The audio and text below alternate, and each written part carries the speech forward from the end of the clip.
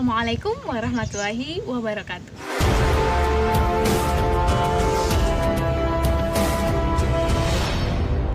Selamat pagi anak-anak, bagaimana kabar kalian hari ini? Semoga kalian semua selalu dalam keadaan sehat walafiat sehingga kalian bisa mengikuti pembelajaran hari ini dengan bersemangat. Perkenalkan, nama Ibu Diatri Tami Ruswandari, kalian bisa panggil Budia. Pembelajaran kali ini kalian akan belajar bersama Ibu ya anak-anak. Nah, untuk mengawali pembelajaran pada pagi hari ini, marilah kita berdoa menurut agama dan kepercayaan masing-masing.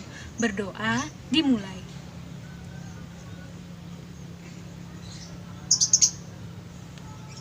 Berdoa selesai. Nah, pada pembelajaran sebelumnya, kalian telah belajar tentang gangguan kesehatan pada organ peredaran darah. Hari ini kita akan belajar tema 4, sehat itu penting, subtema 3, cara memelihara kesehatan organ peredaran darah manusia, pembelajaran 1, mata pelajaran bahasa Indonesia yaitu pantun. Memang indah bunga selasih, selasih bunga tanpa getah, lingkungan asri juga bersih, belajarnya nyaman, hatinya betah. Nah, sebelumnya kalian pasti sudah pernah belajar tentang pantun kan? Dan pasti sudah pernah mendengar pantun. Kira-kira apa ya pantun? Nah, sebelum belajar lebih jauh tentang pantun, jangan lupa dibuka bukunya, buku siswa halaman 95, dan dibuka buku catatannya, dicatat materi-materi penting yang bisa kalian dapatkan dari penjelasan yang Ibu sampaikan. Untuk daftar hadir atau presensi, kalian bisa mengisi di link yang telah Ibu kirimkan di grup WhatsApp ya anak-anak. Bisa kalian klik dan diisi. Anak-anak, sekarang kalian simak materi yang akan Ibu jelaskan melalui pemaparan PowerPoint dan juga video berikut ini. Yang pertama ada pengertian pantun.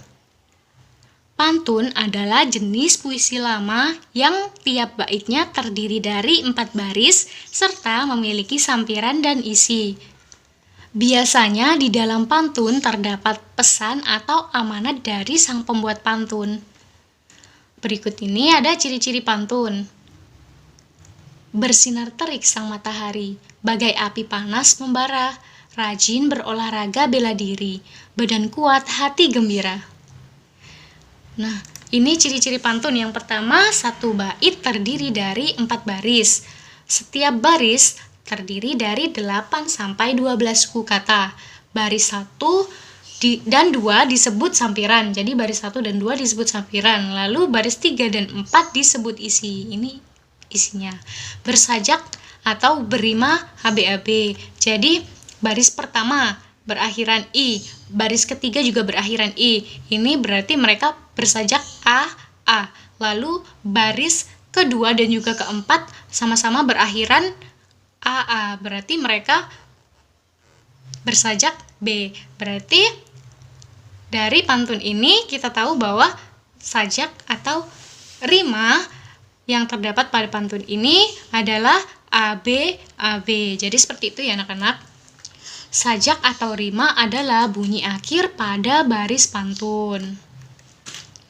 Berikutnya ada 3 jenis pantun berdasarkan usia. Yang pertama ada pantun kanak-kanak, yang kedua ada pantun muda, dan yang ketiga ada pantun tua. Berikut ini ada contoh pantun.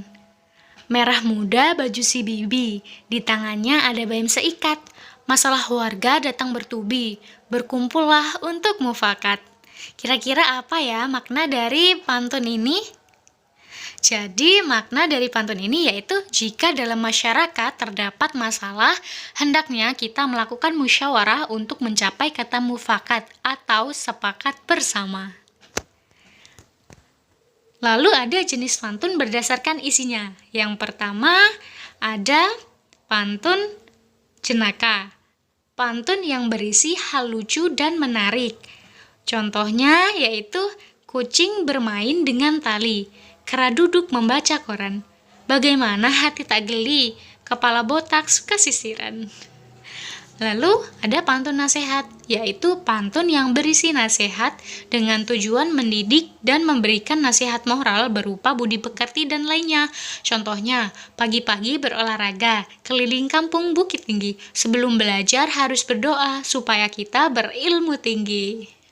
Lalu yang ketiga ada pantun teka-teki. Pantun yang berisikan teka-teki dan pendengar atau pembaca diberi kesempatan untuk menjawab atau membalas teka-teki pantun tersebut. Contohnya, pergi ke kebun panen kentang, pulangnya membeli putu, punya daun tak punya batang. Coba tebak apa itu? Lalu selanjutnya ada pantun kiasan, yaitu pantun yang berisi perumpamaan atau ibarat, biasanya digunakan untuk menyampaikan suatu hal secara tidak langsung. Contohnya, naik perahu dekat kemudi, betapa harum bunga selasih, elok nian resminya padi, makin tunduk jika berisi. Kira-kira apa ya maknanya anak-anak? Jadi makna dari pantun ini yaitu belajar dari padi. Semakin kita pandai, semakin kita hebat, semakin kita kaya, maka kita harus semakin rendah hati. Tidak boleh sombong ya anak-anak. Salah satu karya yang mirip dengan pantun adalah puisi atau syair. Ciri-ciri puisi atau syair yaitu yang pertama bersajak a, terdiri dari 8-12 suku kata, terdiri dari 4 baris setiap baitnya. Baris 1, 2, 3, 4 adalah isi. Lalu apa ya yang membedakan antara pantun dan syair? Anak-anak, dari penjelasan materi melalui pemaparan PowerPoint dan juga video tadi, kita mendapatkan banyak sekali informasi penting terkait dengan pantun. Yang pertama tadi ada apa sih pantun itu? Pantun merupakan jenis puisi lama yang tiap baitnya memiliki 4 baris dan terdiri dari sampiran juga isi. Lalu ada jenis-jenis pantun. Jenis-jenis pantun tadi ada berdasarkan usia dan juga berdasarkan isinya. Berdasarkan usia ada pantun kanak-kanak, ada pantun muda dan juga ada pantun tua. Lalu berdasarkan isinya, pantun ada pantun nasihat, pantun jenaka, pantun teka-teki dan juga pantun kiasan. Lalu ada ciri-ciri pantun. Ciri-ciri pantun tadi ada setiap baitnya memiliki 4 baris. Lalu setiap baris terdiri dari 8-12 suku kata. Lalu mempunyai rima atau bunyi akhir yang terdapat pada setiap baris dalam pantun. Bunyi akhir ya anak-anak, yaitu sajaknya ABAB. Lalu ada juga memiliki 2 bagian, yaitu bagian sampiran dan juga isi. Nah, melalui contoh pantun berikut ini kita akan mengidentifikasi tentang ciri-ciri pantun. Indahnya persahabatan, saling menjaga dan menghormati. Jagalah kesehatan badan, jangan sampai mengobati. Nah, dari pantun ini kita tahu bahwa pantun ini adalah 1 bait dan 1 bait ini terdiri dari 4 baris, 1, 2, 3 dan juga 4. Nah, lalu setiap baris terdiri 8-12 suku kata. Sekarang kita hitung bareng-bareng anak-anak. Indahnya persahabatan. Jadi baris pertama ada 8 suku kata. Lalu baris kedua saling menjaga dan menghormati. Baris kedua ada 10 suku kata. Baris ketiga jagalah kesehatan badan. Baris ketiga ada 9 suku kata. Lalu baris keempat jangan sampai mengobati. Baris keempat ada 8 suku kata. Lalu untuk sajaknya atau rimanya, ABAB, ciri-ciri pantun mempunyai sajak atau berima ABAB.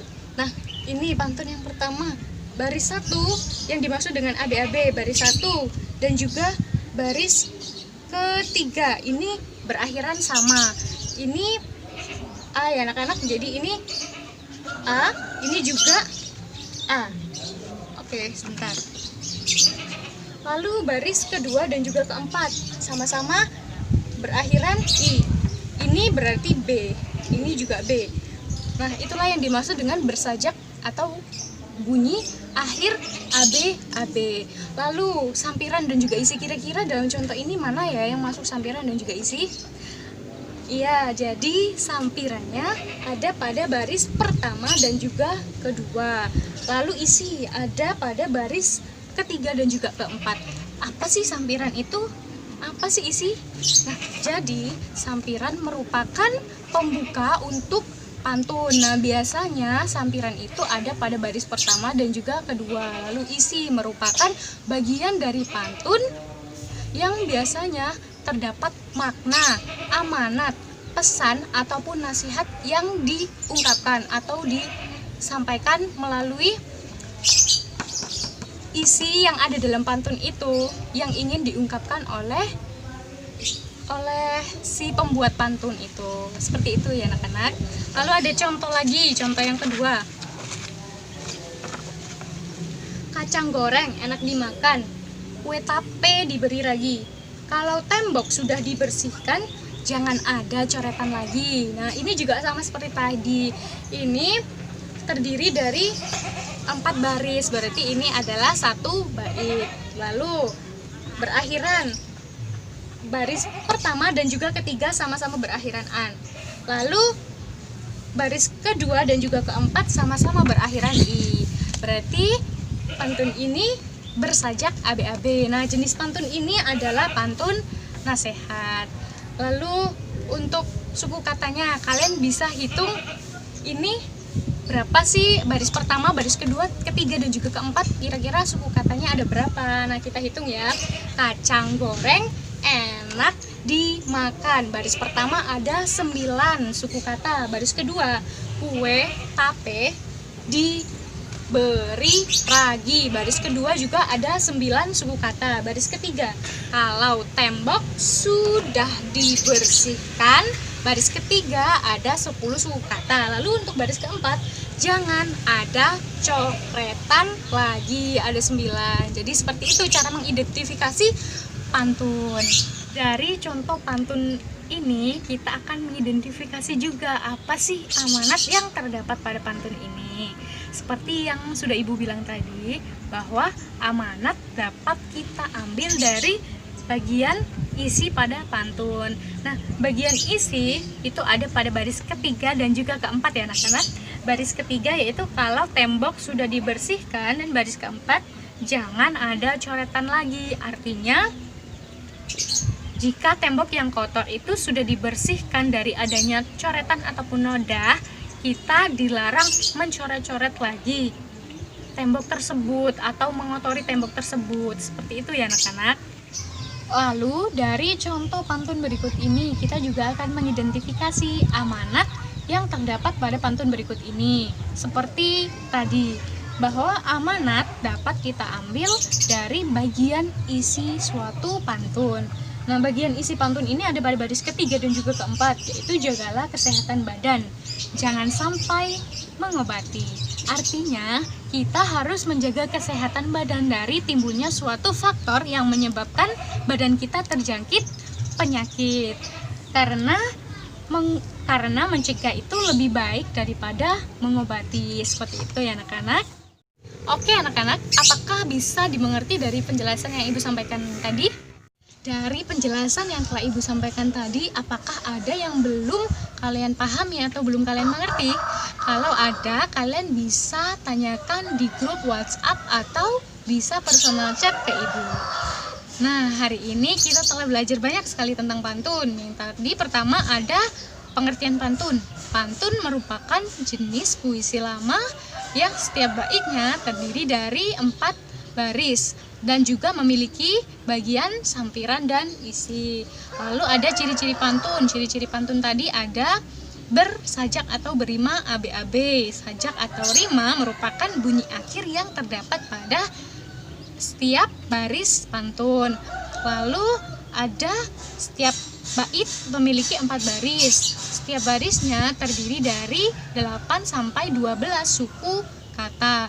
Lalu memiliki dua bagian, yaitu bagian sampiran dan juga isi. Bagian sampiran terdapat pada baris pertama dan juga kedua, lalu bagian isi terdapat pada baris ketiga dan juga keempat. Untuk tugas di rumah, jangan lupa membuat pantun tema menjaga kesehatan tubuh minimal 1 bait. Ditulis di buku catatannya masing-masing, lalu difoto, dikirim di link tugas yang telah Ibu kirimkan. Dan juga ada tugas kuis juga. Kalian bisa klik di link yang telah Ibu kirimkan ya anak-anak. Untuk mengakhiri pembelajaran pada pagi hari ini, jangan lupa kita berdoa terlebih dahulu menurut agama dan kepercayaan masing-masing. Berdoa dimulai.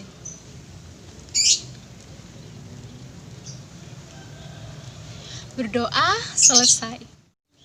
Pergi ke pasar berjalan kaki, berjalan-jalan membeli terasi.